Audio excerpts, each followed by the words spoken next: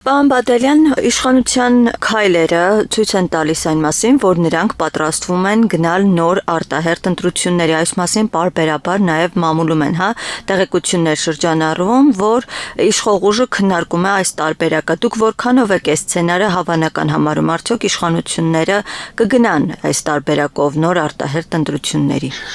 Նախ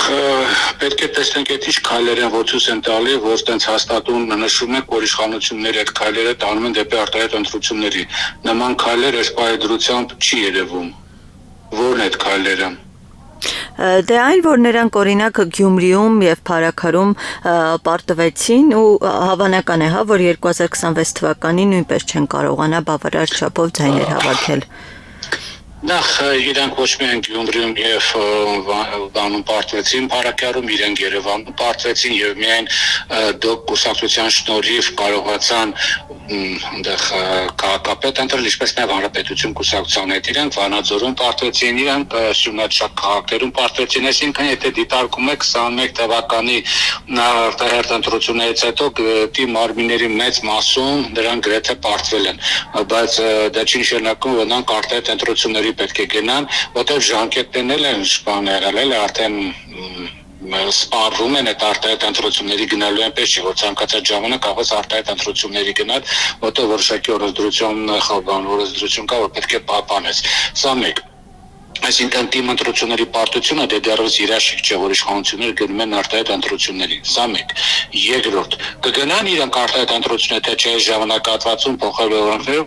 քաղաքականության մեջ ոչինչ չի բացառում, բայց ասել, որ իրանք պարտելուց հետո գնալու են ընտրությունների, որտեղ այդպես են մամուլում գրում, գիտեք, մամուլի գրելը հաշվի մի առեք, որտեղ շատ դեպքերում լրատվամիջոցները ոչ թե գրում են այն ինչ որ կա, այլ շատ դեպքերում որոշակի ուղղորդված PR կամպանիա են իրականացնում կողմ կամ դեմ իշխանության, նայած ով է իրականացնում,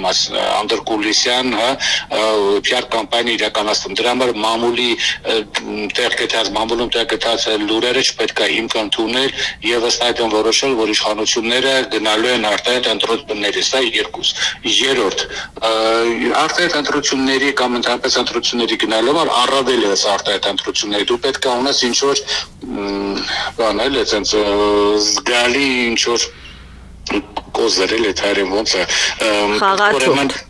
Խաղադրույքը մոտավորապես դες պետք է ունենաս, որպեսի տեսանելի շոշափելի շատ զգալի, որպեսի դա ներկայացնես ընտրությանը, հակառակ դեպքում դու ինչ ես ներկայացնում ընտրությանը 21 թվականից հետո նախկին ներկա այս տեխնոլոգիան չի աշխատում, դա Գյումրիում ցույց տվեց, որտեղ Գյումրիում հաղթեց, պայմանական ասած նախկին տեխնացուն իհարկե այլ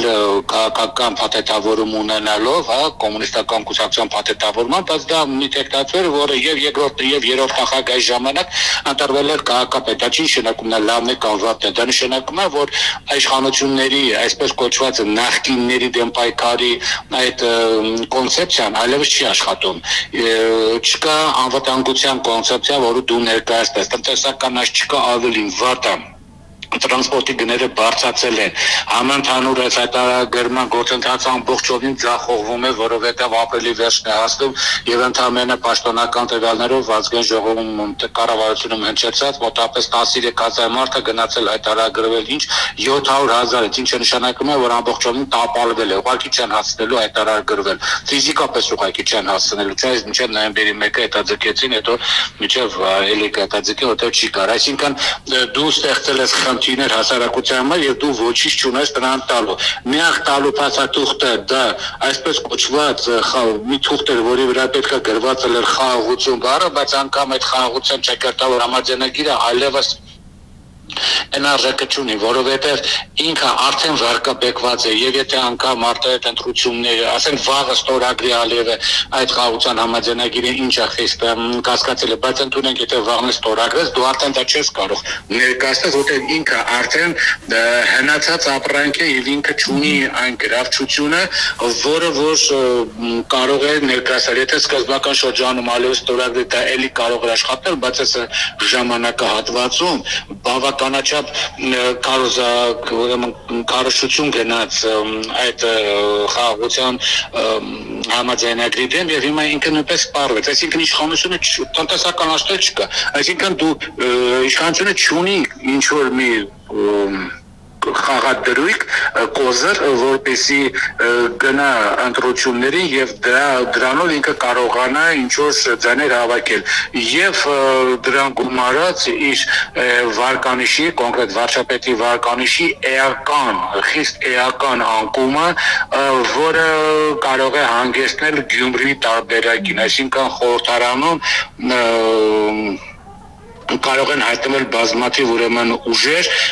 որոնք կոալիցիոն սկզբունքով կարող են կառավարություն ձևավորել, իսկ դա այդքան էլ բան չէ, ասենք չեմ կարողացել իշխանությունների նպատակը դրան գումարած, նաև մեկ այլ հարց կա, Գյումրի դեպարակյալ ընտրությունից հետո պետական կառավարման ապարատը կամ իշխանության համար աշխատող այդ ամբողջ անդրկուլիսյան ապարատը հասկացա, որ իշխանություն դեպ չունի եւ չկա ոչ մի երաշխիք, որ ընտրությունների ժամանակ այդ նույն այսպես կոչված տասովշիկների ինստիտուտը կաշխատի նրա համար եւ ոչ թե ուրիշ տեխնացուների համար եւ շատերի մոտ ուղղակի ցանկություն չի լինելու կապվել մի ուրեմն քաղաքական ուժի հետ, որը արդեն գրաչություն չունի եւ որի հետ կապելը կարող է նաեւ պատասխանատվություն առաջացնել։ Պարոն Բադելյան, բայց նաեւ կան այնպիսի ուժեր, որոնք շատ հանգիստ, ինչպես Երևանի ավական ընտրությունների դեպքում, այդպես էլ հիմա կհամագործակցեն իշխանությունների հետ, կոալիցիա կկազմեն։ Դրա մասին է արդեն մոտենում ասի։ Շատ պետական խնդիր ուժերը չէ, խնդիրը են չերևացող պետական ուրեմն ապարատը, որը վարչական ռեսուրսեր կիրառում Գյումրիում եւ այլն, հիմա շատ տեղերում տեսնում եմ, որ արդեն վարչապետի կուսակցությունը կապան ինքը այդքան ուժ չունի, նրանք մի կողմ կա այդ նույն եռանդով չեն կարող աշխատել։ Ինչ վերաբերում է խոսքի վերջին ուժերին, որը դուք ուրեմն կանխեցիք այդ ձեր հարցով, արևմտամետ կոչված ուժերին, ապա այն Գյումրիում ցույց տվեց, որ այն տեղեկությունները կամ այն պատկերը, որը կար միջև Գյումրի ընտրություն առայն թե Հայաստանում բավական ուժեղ են արևմտամետ ընտրազանգվածը շատ է եւ ապագա խորհրդանում արևմտամետը ուրեմն քաղաքական ուժը կարող է ազդել, ասենք ինչ որ լուրջ խմբակցություն ունենա, որը կապետ համագործակցելով կձևավորի իշխանություն, դա այդքան էլ չի համապատասխան իրականությունը Գյումրիում, որը հանրապետության երկրորդ քաղաքն է, որ առաջադրեց բավականին, ասենք բանիմաց տեխնացու Գյումրիում, բայց արևմտամետ, Եվրոդաշինքը նա դանկան դաշինքի համար անհրաժեշտ ձայների քանակը չհավաքեց եւ փաստացի ոչ թե փաստացի ոչ դե յուրե չանցավ ուրեմն հավաքան, այսինքն 4.5% անգամ չբողոքարկեցին, որովհետեւ 1-2 ձայն ավելանալ